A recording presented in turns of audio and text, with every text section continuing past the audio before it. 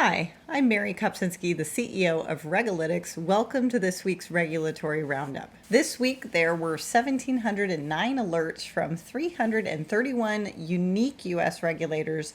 322 had to do with coronavirus. 32 had to do with the passing of Supreme Court Justice Ruth Bader Ginsburg. May she rest in peace. The regulator of the week is New Jersey, that proposed a so-called millionaire's tax to help with financial shortfalls caused by the pandemic. Lots of flurry going on about this one and its potential for causing a mass exodus of wealthy people from New Jersey. I can't deny that I've watched almost every exchange move its co-location facilities to Mahwah, New Jersey, and I don't know if they will stay there if this one passes. The topic of the week is the Community Reinvestment Act.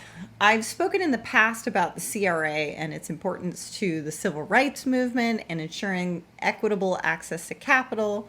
There are multiple regulators who typically work together on enforcement of the CRA, but last year there was a bold move by the Office of the Comptroller of the Currency to go it alone with a new rule about CRA without the blessing of the Fed or the FDIC. And then the head of the OCC was replaced a few days later. It took a while, but this week the Fed announced a notice of proposed rulemaking on the CRA, setting forth the agenda and plan, and neither the OCC nor the U.S. Senate Committee on Banking, Housing, and Urban Affairs hated it, so that's good. Related, the Nevada Department of Business and Industry, their Financial Institutions Division, announced a public hearing for their proposed regulations on the equal opportunity for credit. For those of you following cannabis and also the equitable distribution of opportunity, Illinois continues to be vigilant about the fairness in which they issue adult use cannabis dispensary licenses. After feedback on the process, they are again tweaking it because presumably it is still not coming out equitably. Also in cannabis, the Oregon Liquor Control Commission is going to make some coronavirus rules permanent, including a rule that allows on-site delivery of marijuana to customers. The Pennsylvania governor and lieutenant governor are still pushing their legislature to legalize adult use cannabis to manage shortfalls, but also to provide restorative justice. So one way to stop the shortfall in tax is taxing millionaires if you're Jersey, and if you're Pennsylvania, you just smoke weed. For those of you following climate rules, the SEC had a roundtable on the role of asset management in ESG investing. ESG is environmental, social, and governance. And my hero, Hester Pierce, had some stern words for asset managers, saying they should clearly disclose their investment strategies so that an investor can make informed decisions. And she doesn't like how sometimes these ESG funds are not explaining what they actually mean by ESG and sustainable, which can be very loosey-goosey terminology. In non-financial, the Department of Energy announced it wants to issue energy conservation standards for small electric motors. New York proposed a big renewable energy bill, and Virginia launched its first zero-emission electric buses. In Compliance Corner, FinCEN proposed 2 amendments, one related to the Bank Secrecy Act and the other to their anti-money laundering program. They are seeking comments for both. Also, the Office of Compliance Inspections and Examinations of the SEC put out a comment about an increase in cyber attacks against SEC-registered investment advisors and broker-dealers. The method that these attackers are using is called credential stuffing, and the OCIE encourages firms to review their customer account protection safeguards and identity theft prevention programs and consider whether such updates to those programs are warranted to address these emergent risks. So don't say they didn't warn you. And since this news piece also straddles cybersecurity, Dunkin' Donuts just settled with New York State over their company's failure to respond to successful cyber attacks that impacted tens of thousands of their online accounts. This is another newish action resulting from New York's law.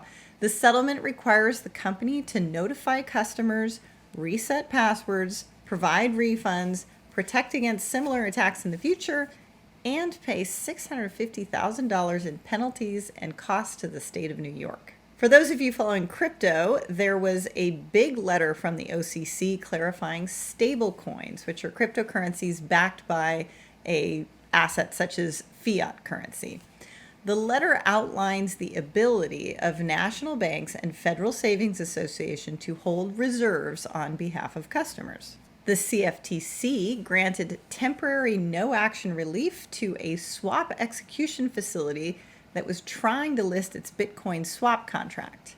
The company said there were delays because of COVID-19, but unfortunately they were deemed dormant because they hadn't traded for 12 consecutive months.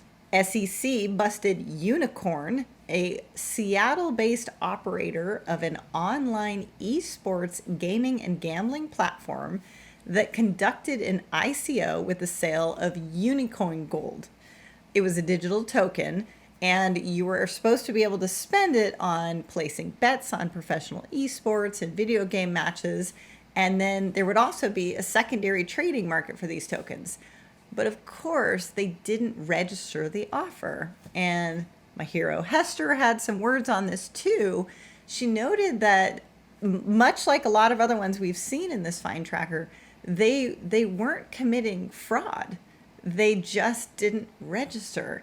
And she gets it. It's serious not to register, but in the same breath, this might be inhibiting innovation because let's be honest, that company sounds really cool, right? A bunch of Russian cyber thieves stole virtual currency in a sophisticated phishing campaign in 2017 and 2018, causing over $16 million in losses. And in a coordinated action with the U.S. Department of Justice, Homeland Security, and the Treasury's Office of Foreign Assets Control, 2 Russian nationals were sanctioned, which means no American human or company can ever do business with these people. The Intercontinental Exchange announced record trading volume for their new Bakkt Bitcoin futures contracts. Again, non-financial, the U.S. Copyright Office has a bunch of proposed regs trying to modernize the rules around digital music. I know some of you are pushing music tokens out there, so take a look. In important federal financial news, the Fed released scenarios for upcoming bank stress tests, so happy times, RRP and CCAR friends. The Department of Labor published interim final regulation regarding the information that must be provided on pension benefit statements under ERISA. The CFTC was really busy this week adopting new rules regarding capital requirements for swap dealers and major swap participants that are not under a prudential regulator. It also issued some important clarifications for future commission merchants, FCMs, as well as a final rule on swap data reporting requirements. And it also issued a final rule that is going to allow derivatives clearing organizations that are not in the United States to be registered with the CFTC. Finally, the CFTC amended regulations that govern bankruptcy proceeding for commodity brokers. So I'm sure lots of you are going to have to rewind that and listen to it again to hear what part was affected by who, but there it is. The FDIC busted 2 people for PPP-related fraud. And finally, the OCC, the Fed, and the FDIC together published changes to standardized approach for counterparty credit risk, the SACCR, which is used for calculating the exposure amount for derivatives contracts.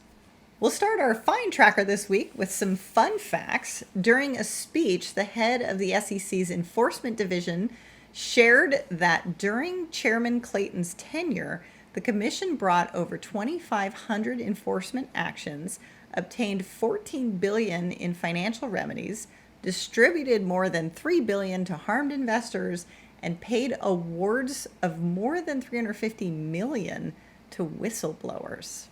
Overall, there was a lot of student debt-related busts this week, including a very big settlement the CFPB reached with Peaks Trust, which is a private loan program run by ITT Tech, and it's affiliated with Deutsche Bank. The results are that a ton of states are announcing debt forgiveness for a number of impacted students. Similarly, the New York Department of Financial Institution busted a student loan debt collector, not the issuer, but the person responsible for collecting it. The CFTC busted a software company that had built software for a bunch of traders to essentially help them spoof the market. Oops. The FTC busted a online trading academy that promised to train people how to invest their own money, and I loved this quote, but the only time they saw big money was as it flew out of their hands and into the defendants' pockets. In addition to shelling out millions for refunds, the company will have to forgive the debt of thousands of customers who took out financing with them in order to take the courses. The SEC also busted a Ponzi scheme that targeted military service members, so that is not very nice. And finally, Oriental Bank is in trouble with the Virgin Islands. The Virgin Islands operations of Scotiabank was purchased by Oriental, and when they tried to convert their core banking platform from Scotiabank's to Oriental's, there were apparently some major customer service issues, and they are in big trouble. For those of you following LIBOR, Ginnie Mae has announced pooling restrictions for any LIBOR-based adjustable rate mortgages. So this is really happening. For those of you following social justice, the Pennsylvania Department of Aging released a study on financial exploitation of older Pennsylvanians, and it examines the type of exploitation, the amount lost, the impact of it on the victims, the economy, and the state. They also studied 3 other states and some academic literature, so if you're following this topic, this might be an interesting read. For those of you following SROs, New York Stock Exchange ARCA proposed a rule that applies to derivatives and special purpose vehicles that exempts them from a requirement to get shareholder approval. For those of you who do SPVs, that makes sense. CME is launching the first ever water futures index. And in state news, the Connecticut Department of Revenue Services has a multi-year IT modernization initiative that now includes a new online state tax filing system. That's it this week for RegAlytics US Alerts. Join us every Wednesday morning on LinkedIn, and for the longer version, see us on YouTube.